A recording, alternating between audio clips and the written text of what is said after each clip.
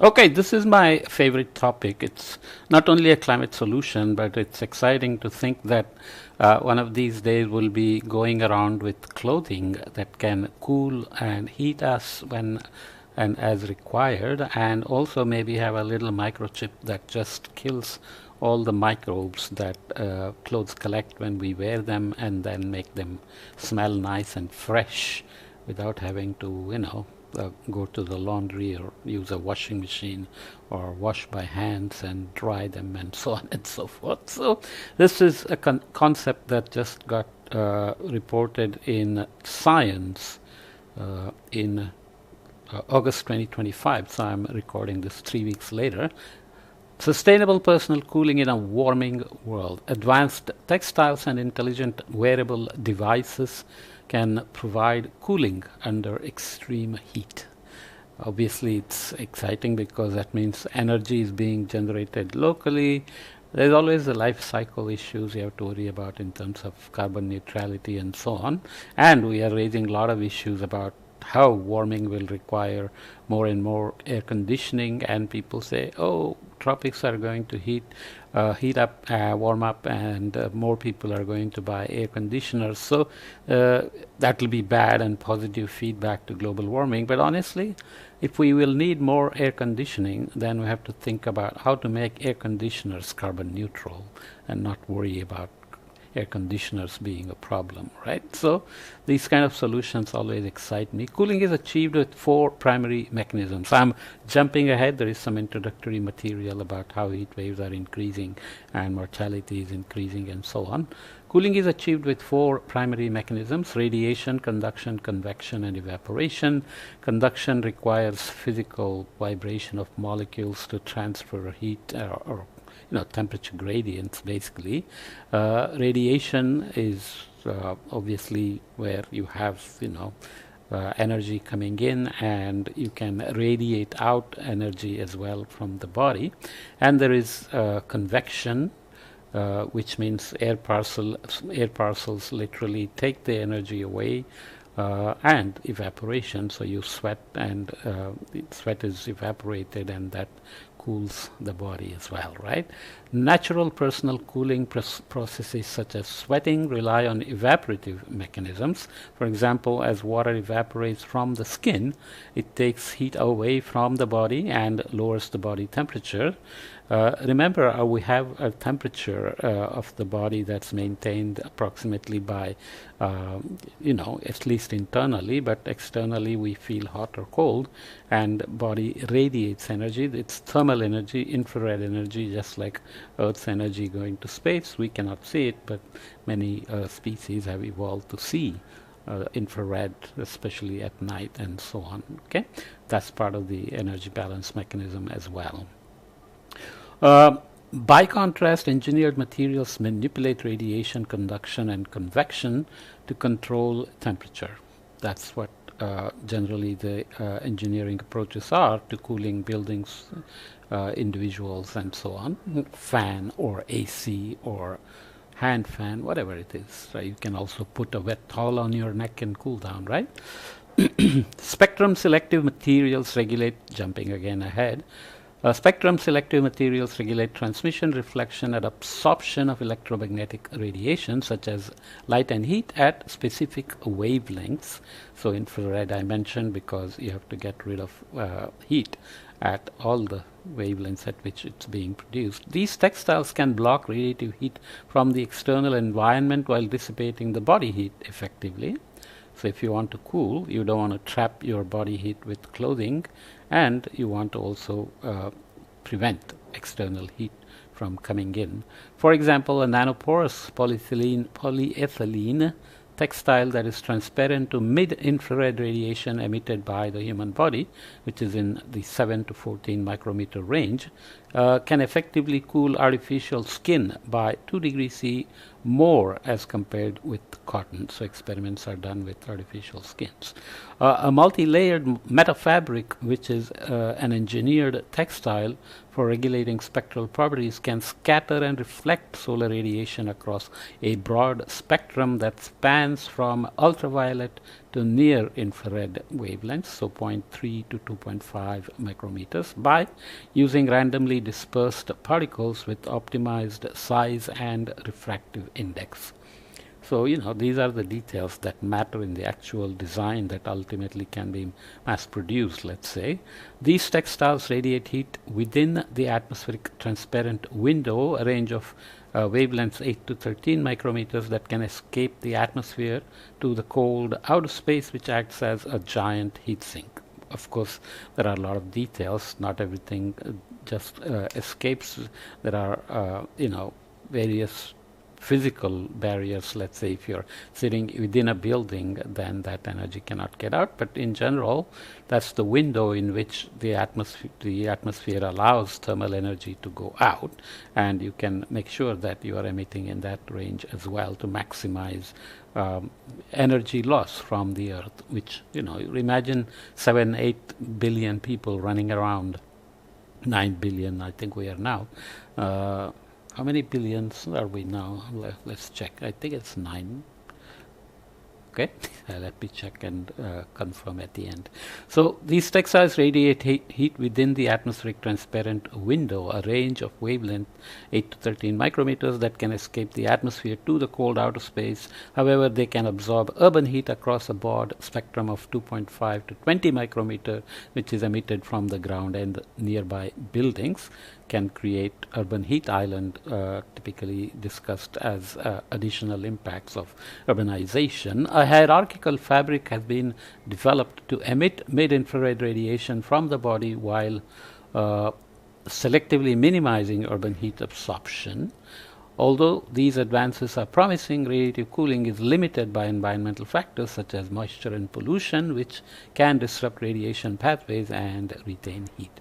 Furthermore, radiant heat transfer, which is governed by the Stefan Boltzmann law, sigma T to the fourth, where T is, let's say, the temperature of the emitting surface. This increases exponentially with temperature because it's T to the fourth. Thus, radiative cooling requires a sufficient temperature difference between the body and the environment, which is often limited in indoor settings. Integrating other mechanisms such as convection and evaporation could enhance the cooling performance in practical conditions. So everything has been thought of, but practical limitations are yet to be tested out completely. Conventional personal cooling technologies perform well under static conditions, but often encounter challenges in dynamic environments. So you have to also think about not just a person sitting or artificial skin sitting on a table, but you have to do actual real life situations. Developing responsive textiles and adaptive wearable devices is key to addressing this wearable, not a wearable. Indians have trouble with V and W. I do. The ability to autonomously regulate fiber diameter and shape, porosity and thickness, and thermal properties such as conductivity, emissivity, and reflectivity in response to temperature and humidity changes or through external stimuli such as electrical field is highly desired. So we'll look at a schematic in a minute. These functionalities could bring new cooling strategies such as mode selective thermoregulation that modulates the predominant cooling mechanisms under specific temperature and humidity ranges. For example, evaporative cooling is more efficient in low humidity and high temperature environments, whereas convective cooling is more favorable under high humidity conditions. Okay, convective cooling is where there is a circulation, and you can imagine atmospheric convection where rising air expands, cools, and drives more convergence. So you have a circulation, or you have a radiator in the room where the heating or cooling happens, or even an AC. Cool air comes in and it's heavier, let's say it sinks and then pushes warm air up, and then you set up a circulation, convection. The ability to autonomously regulate fiber diameter, etc., that we mentioned, these functionalities could bring new cooling strategies such as mode selective thermoregulation that we already mentioned. For example, evaporative cooling is more efficient in one condition and convective cooling in another condition in terms of humidity and temperature. Additionally, the concept of diode like heat transfer, heat can exit but cannot enter, could bring efficient directed thermoregulation in harsh environments with extreme temperatures. So they are thinking about many issues. So let's just jump ahead, because they also mention how AI can help and can be optimized to determine the flip on and off of the heating or cooling mechanism. But certain challenges need to be addressed to enable widespread adoption of robust, sustainable personal cooling technologies, integrating different cooling mechanisms and approaches across disciplines such as textile engineering, artificial intelligence, thermodynamics, flexible electronics, and material science remain to be improved. Standardized metrics including cooling power, coefficients of performance, efficiency of cooling relative to energy used as a performance index, or acceptance of end users by the end users, and user-specific indicators such as thermal sensation, body temperature, and metabolic rates must be widely established. So obviously there's a long list of issues in transitioning it to a real solution, scalable solution. Personal cooling technologies not only transform daily life but also address critical needs in extreme environments. For example, construction workers, agricultural laborers, and firefighters are constantly exposed to intense heat, for which efficient cooling solutions are essential to prevent heat stroke and maintain safety and productivity. We don't want to mention this, but soldiers also face fairly serious adverse conditions of heat and cold that need to be dealt with. Likewise, outdoor enthusiasts benefit from smart wearable devices such as chest straps or active cooling vests equipped with biosensors and adaptive thermoregulation technologies to intelligently regulate body temperature. Sustainable personal cooling systems provide more than just comfort. They enhance the health and performance of humans under a rapidly changing climate, which is the obligatory statement now we have to make. But honestly, just reducing energy consumption for the hell of it will be great as well. So here is a schematic. Wear smart, stay cool. Traditional wearables struggle to release heat and moisture efficiently. These fabrics quickly become drenched in sweat under extreme heat. Integrating advanced textiles with hierarchical structures and smart wearable devices could provide sustainable cooling of the body. So we are still conceptualizing in many ways. These engineered materials can self-regulate heat and discharge These engineered materials can self-regulate heat and discharge sweat by dynamically responding to the changes in the atmospheric temperature and humidity.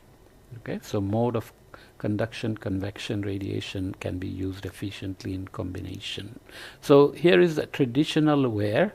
This is the environment, and there is the evaporative loss with textile, depending on whether it's cotton, linen, polyester, various other things. And here is the skin. Sweat is being formed if it's heat, so heat is coming in, body is trying to lose it, but you trap moisture, and you can depending on the weave, you can affect the loss of heat, right?